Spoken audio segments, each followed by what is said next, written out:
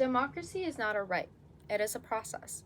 The United States was a land established by immigrants who fled and fought for their independence and established democracy as we know it now. Why did they do this? Well, because they were tired of being ruled by a king. They could no longer support a dictatorship. The article I shared with you all discusses how our democracy could be at risk and shares many examples of different countries who were able to protect their democracy and others who lost their democracy to power-hungry politicians. We have come too far as a nation to only go back and fail our founding fathers and all the other people who fought for our democracy in the first place.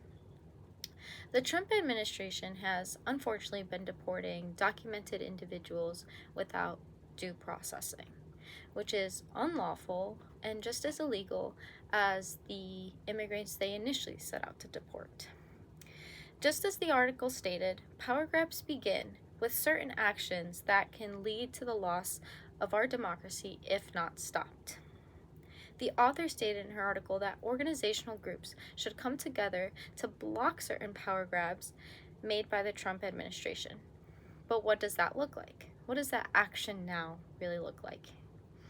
Well, a great example of this recently were the Wisconsin Supreme Court elections, with grassroots liberal candidate Susan Crawford versus Bill Schimmel, the Republican candidate. Elon Musk backed Schimmel with $20 million for his campaign. He also handed out millions of dollars to voters who pledged to support conservative causes and not activist judges, as he said. Giving out financial incentives in a democratic process is a step towards losing what our democracy stands for.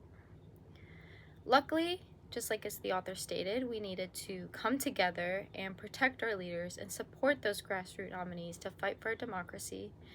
Wisconsin rallied and ended up voting for Susan Crawford as a liberal candidate for the Wisconsin Supreme Court for the next 10 years, which is a step towards preserving and blocking these certain actions that could be made by the president and his allies in our country.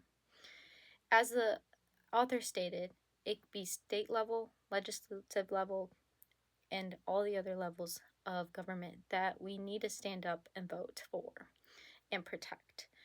Action now. It doesn't mean waiting until the perfect time. We've seen what the consequences are based off other countries. We need to come together and stand up for what is right. No party is right or wrong at this point. It's standing up for what is humane and what is not.